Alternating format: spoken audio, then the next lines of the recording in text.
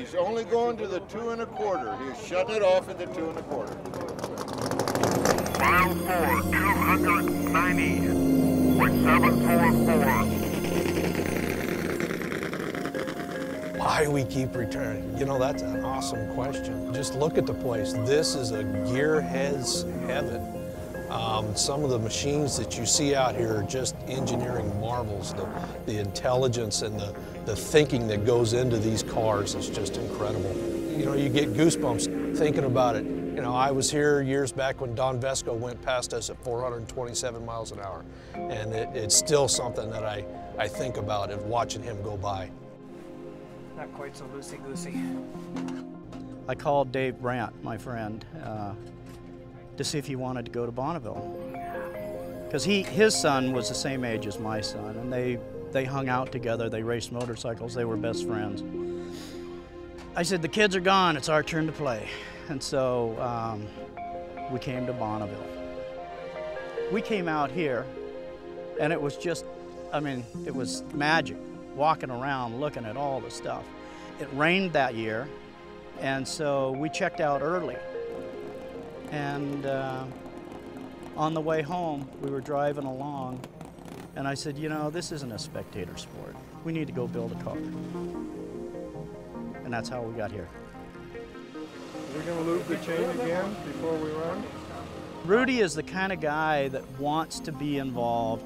You know, he really enjoys jumping in there and getting dirty, and so we have to kind of pull him back a little bit from time to time. This is my summer vacation here. I closed the lab and cut out, and here I am, fooling around, drinking beer in the middle of the day and having a good time out here in the middle of a salt desert. And meeting a lot of really neat people and having fun and experiencing some things from the inside out. I mean, it's one thing to be a spectator here, but it's something else entirely to be part of a pit crew and, you know, down on your knees on this salt, goofing around and putting Zeus screws in. I never even heard of a Zeus screw before. I'm 18 years old. I've been coming out to the salt for 11 years now. My first memory of being out here was watching the Phoenix run. Phoenix was a big semi. It had a 25-foot wheelbase, just big old green truck. It went 285 miles an hour with big black smoke coming behind it the whole way. It was one of the coolest experiences and things I could have seen out here. It means a lot being out here with my grandpa and my father. We get to spend a lot of time together. It's all about racing, going fast, and having a good time. Completely rebuilt the car over the last 2 years, new body, everything. It's really a pretty little streamliner. Saturday, we made a shakedown run because we've changed so many things on the car. Our agreement was to go up to 4th gear just to feel what's going on. And we got up to 196 in 4th gear, which we were very happy with. So yesterday we came back, we put the aluminum wheels on the car, and we were gonna just go out and see what it'll do.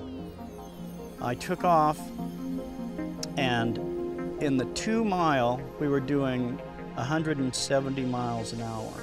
At the 2 1/4, we were doing 191 miles an hour, so it was really accelerating. And right at about 213, which is the record we're going for, and I hit a hole, and it dug the nose into the salt and peeled the belly pan back and ripped it off of the car. It could have been a disastrous thing, but fortunately I had my little lucky charm with me. My niece gave me a little heart that I carry with me. It worked. They obviously brought the car back and I wandered over to have a look and could see that the front was all knocked in. So these guys had plenty of work to do, and a couple other guys around that looked like they wanted to help too, so I thought we'd get into it and just knock the front back out. They managed to find some aluminum so we could make a new belly pan and put it all together, and we're right now, and hopefully in the next hour or so they'll go and make a run and do what they came here to do. It's all up to John now.